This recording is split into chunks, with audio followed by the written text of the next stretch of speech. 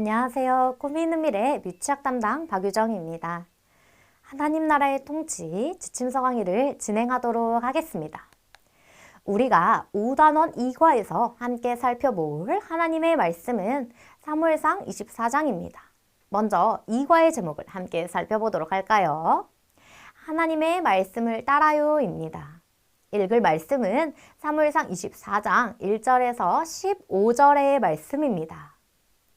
사울은 다윗을 쫓고자 특별히 선별한 3,000명을 거느렸습니다. 이 시절 다윗은 600명을 거느리고 있었기에 만일 싸움이 붙는다면 사울의 일방적인 승리로 끝날 확률이 높았습니다. 하지만 다윗은 오히려 사울로부터 항복과 축복을 받아내곤 하였습니다. 이때까지 다윗은 자신의 생명을 보존하기 위해 도망하는 방랑자였습니다.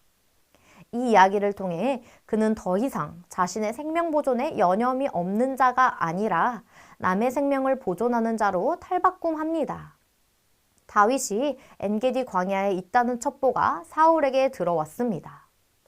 사울의 군대가 들염소 바위 옆을 지나고 있을 때 사울은 대변을 보고 싶었습니다. 마침 한 동굴이 보였고 사울은 그곳에 들어갔습니다.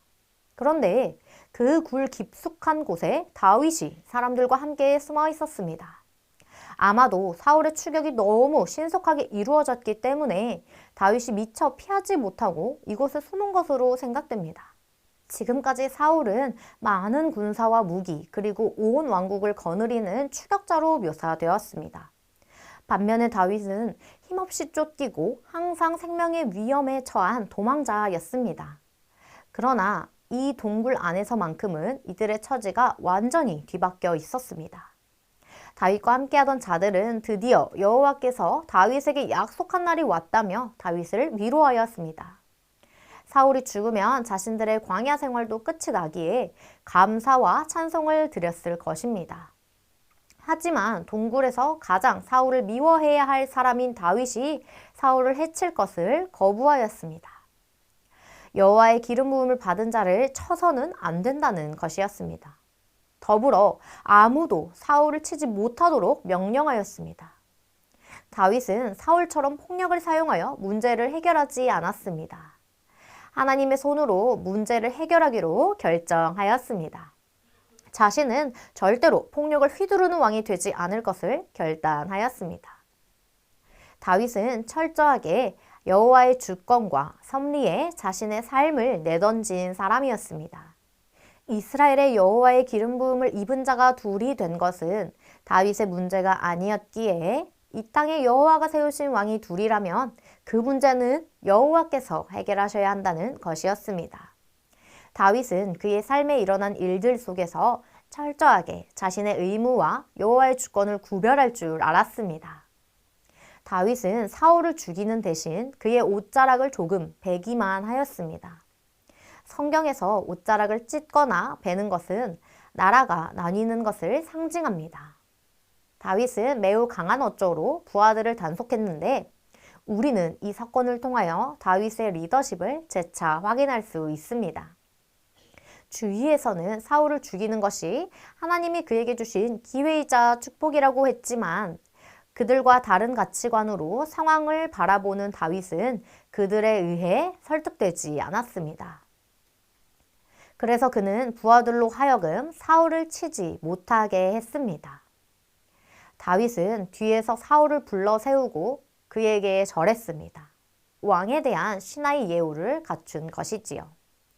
그리고 잘라낸 사울의 옷자락을 보여주며 자신을 변호했습니다. 자신은 결백하고 모든 것은 사울이 잘못 판단한 것이며 자신이 사울을 죽일 수도 있지만 죽이지 않겠다고 하는 경고이기도 했습니다. 또 하나님이 자신을 대신해서 사울을 심판하실 것이라는 무서운 말을 하였습니다. 그리고 사울이 돌아서는 순간 다윗은 겸손한 자세로 왕에게 예우를 갖추어 인사하며 사울을 내 주 왕이라고 칭했습니다. 11절에서는 내 아버지라고 부르기도 했습니다. 이는 다윗이 결코 자신을 사울의 경쟁자로 생각한 적이 없음을 의미합니다. 사울은 다윗의 말과 증거, 제시에 마음이 녹아내렸고 흐느끼며 목 놓아 울었습니다. 그리고 마음속 깊은 곳에 감춰놓은 다윗과 자신의 운명에 대한 진실을 토해냈습니다. 그도 다윗이 이스라엘을 차지할 것이며 이것은 다윗이 계획해서 되는 일이 아니라 하나님이 자신의 주권대로 이루어 가시는 일임을 알았던 것입니다. 사울은 다윗을 내 아들 다윗이라고 불렀습니다. 그리고 다윗이 자신보다 의로움을 고백하며 자신이 여호와를 대적하고 있음을 시인했습니다. 사울은 다윗이 이스라엘의 좋은 왕이 되리라는 것을 알았습니다. 그리고 다윗에게 자비를 구했습니다. 이 일을 계기로 다윗과 사울의 상황이 완전히 바뀌었음을 알 수 있습니다. 이처럼 하나님의 말씀대로 행동한 다윗이 결국 사울의 말을 통하여 하나님의 약속을 확인받은 이 이야기를 이과에서 다뤄주시면 되겠습니다. 이과에 외울 말씀은 잠언 3장 6절입니다. 함께 읽어보실까요? 너는 범사의 그를 인정하라. 그리하면 내 길을 지도하시리라. 아멘. 이과의 중요한 원포인트는 하나님의 말씀을 따라 행동한다 입니다.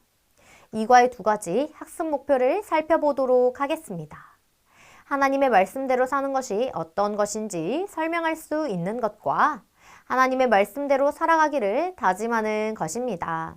그럼 웰컴 활동 들어가도록 하겠습니다. 웰컴 질문은 하나님의 사람은 어떻게 살아야 할까요? 입니다. 아이들이 횡단보도를 건널 때 지켜야 하는 규칙을 잘 알고 있는지 질문하기 위해서 신호등의 색에는 어떤 색이 있는지 질문합니다.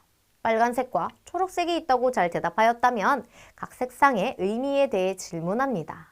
빨간색은 멈추라는 뜻이고 초록색은 가도 된다는 뜻입니다.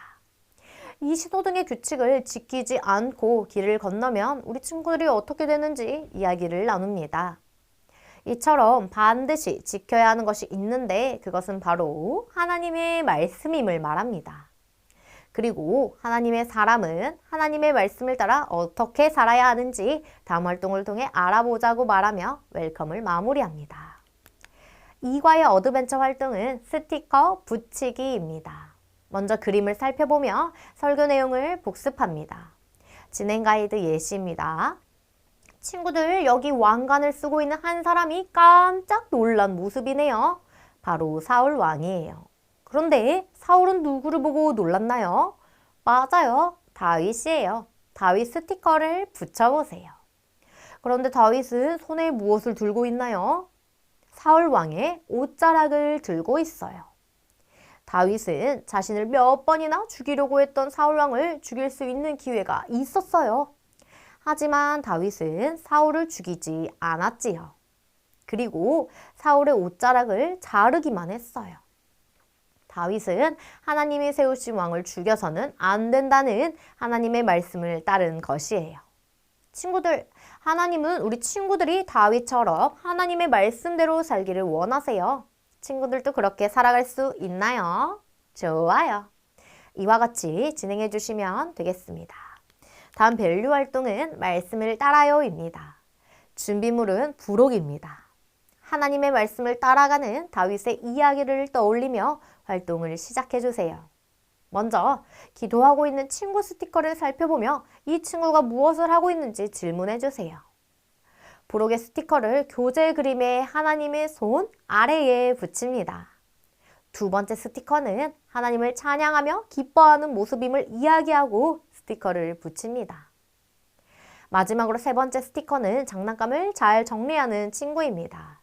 부모님의 말씀에 순종하며 자기 물건을 관리하고 정리하는 모습도 하나님의 말씀을 잘 따르는 것임을 이야기합니다. 그리고 스티커를 붙이며 그림대로 살아가길 약속하며 활동을 마무리해 주세요. 다음 활동으로 넘어가겠습니다. 이제 인커리지 활동으로 결단하며 기도하는 시간입니다.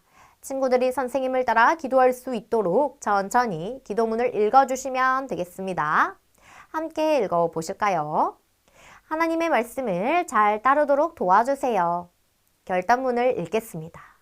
하나님의 말씀을 따라 살아갈래요. 이상으로 5단원 2과 지침서 강의를 마치도록 하겠습니다. 감사합니다.